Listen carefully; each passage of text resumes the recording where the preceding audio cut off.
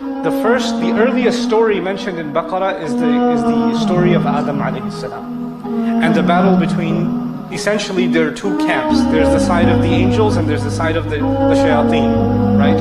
And Adam alayhi salam is right in the middle.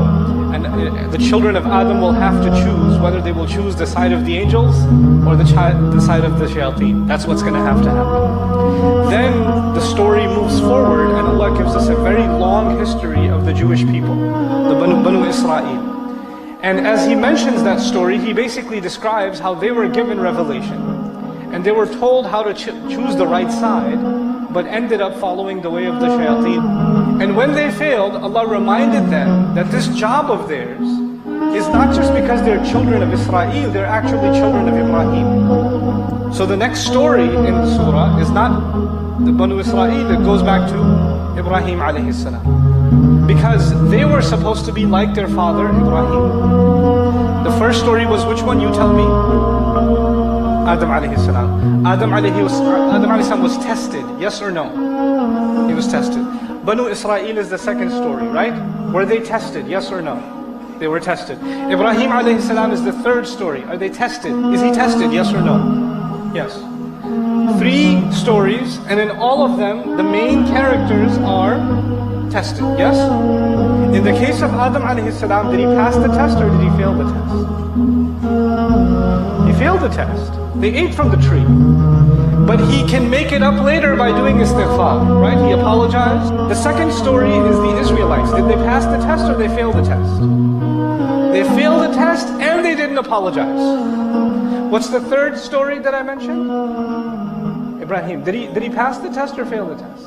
He passed all of them. So you have 3 scenarios. You can fail and make it up. You can fail and become worse. Or you can pass. 3 tests. And then, in this surah, the next story is the story of this ummah. From here on, this surah is talking about this ummah, us, the Muslims. And the question hasn't been answered. Did we pass the test?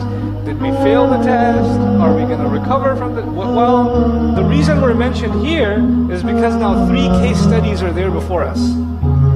We hope to be like Ibrahim alayhi salam, that we pass the test. In case we fail the test, we hope to be like who? Adam alayhi salam. Because if in case we fail any test, we should make istighfar and fix ourselves. We hope that we never become like who? Banu Israel, who pass the test and become arrogant and keep failing. Or fail the test and become arrogant and keep failing. Now it's our turn to be tested. And now that we are the chosen nation, by the way, Banu Israel were removed from this position. And now that we are supposed to be the children of Ibrahim alayhi salam, we're supposed to carry that responsibility. We are now given that title. We are now being transformed. And in these ayat, we're going to see the phrase, وَكَذَلِكَ جَعَلْنَاكُمْ أُمَّةً.